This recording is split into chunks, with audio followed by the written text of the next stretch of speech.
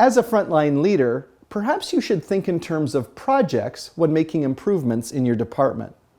I'm Greg Schenkel, President of Unique Training and Development and Frontline Leadership Systems, and today's topic is how you as a leader can embrace the concept of projects to move your department closer and closer to your vision of excellence. Now, leaders, of course, should have a vision. You can probably take an inventory of all the problems and frustrations in your department. Those could be things related to the work itself or perhaps to the behaviors of your team members.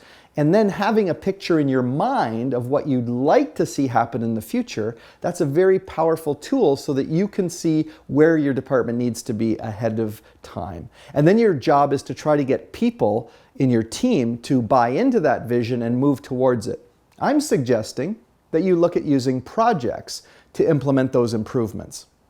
Now, the reason I'm thinking about projects instead of just having a never-ending series of continuous improvement is because when you have projects, it helps focus things. It focuses it for you and it focuses it for your team. And I'm thinking that the best length for a project is probably to think in 90-day intervals. 90 days, most companies have quarters, first quarter, second quarter, third quarter, etc.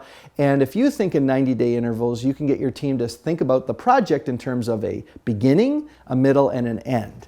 And if it's a longer term initiatives that you're trying to see improvements on, you can even chunk it down into this quarter, I'd like us to work on this, and the next quarter, we're going to take the next step and move it forward even more.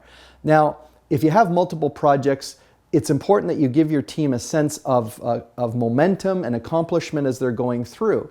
So let's say that your vision is to improve the teamwork and productivity in your team.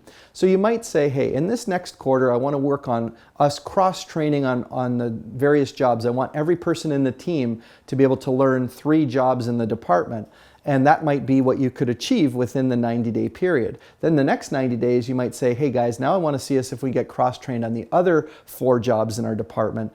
And that way your team can see that they're making steps towards accomplishing it.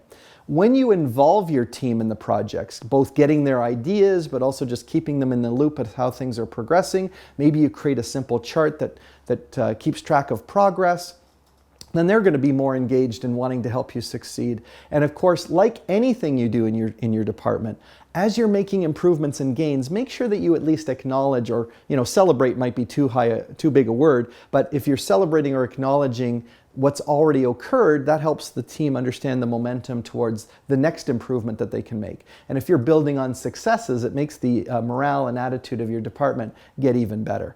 And once you've learned how to use projects in a way to make improvements happen in your team, you might decide that you want to work on some of your other leadership attributes. And of course, we'd love to help you with that, either through the training that we provide on site or in public workshops, or maybe just through some of the resources on our website. Whether you need to have a conversation with me about an upcoming project or you just need to access our resources, you can do it at uniquedevelopment.com.